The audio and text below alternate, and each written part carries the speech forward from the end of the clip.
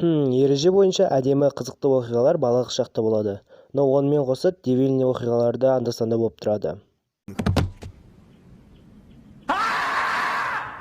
Менің өзімде осындай оқиғалар аз емес. Бір күні досым екеуміз қар лақтырып ойнап жаттық.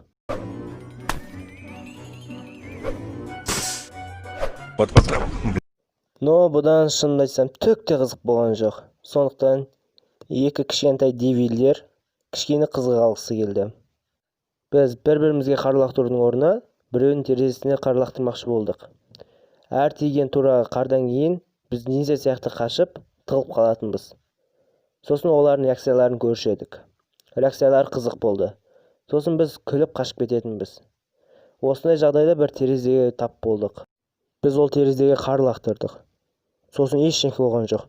Біз тағы лақтырдық. Ештеңе болған жоқ. Тағы лақтырдық, түк те болған жоқ. 15 минуттан кейін терезені қарға толтырып тастадық. Содан кейін бұның қызығы қалмай қалды. Настроение түсіп кетті. Сөйтіп үйге қайтпақшы болдық. Үйге қайтып жатқан жолда жан-жағымызға қарамадық. Артымыздан қайдан шыққанын білмеймін. Білдіртпей бір үлкен адам келіп ұстап алып бізге «Шо там, жігіттер!» деп бізді ұстап алды. Біз әдемі қимылмен, мышықтың ептігімен шығып кеттік. Сөйтіп безопасный местаға бардық. Но мәселе то, біздің шапкаларымыз сода қалып қалды.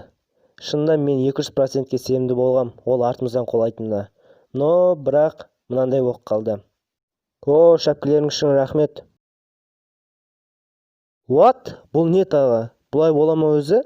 Біз 5 минут чокта тұрып қалдық. Шапкамен кетіп бара жатқан ағаға қарап.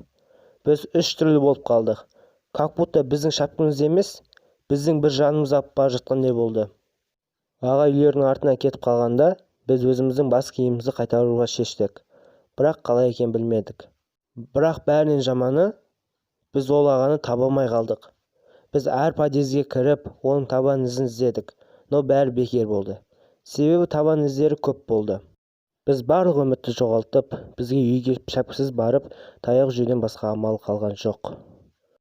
Сонда мен досымның екінші шапкасы болған. Бірінші шапкасын жоғалтқанын жасыра алатын еді. Ал менде бір-ақ шапка болған еді. Бұл жағдайдан шығу үшін менде екі вариант бар. Бірінші, анама шапканы жоғалтқанымды айтып, сосын таяқ жеп жаңа шапка алу.